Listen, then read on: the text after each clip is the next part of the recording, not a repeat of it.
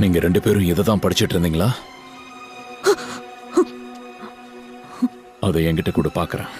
இல்ல, நான் தரமாட்டேன். அதை கூட நீங்க படிக்கிறப்போ நான் கேட்ட மனசுக்கு இதமா இருந்தது.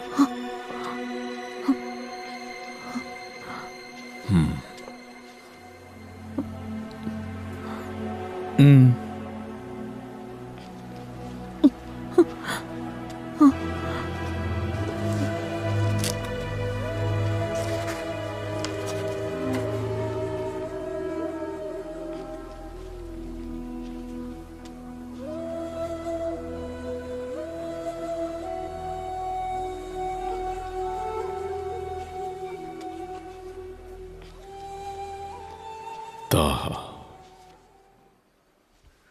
நீர் துன்பத்திற்குள்ளாக வேண்டும் என்பதற்காக இந்த குர்ஆனை உம்மீது நாம்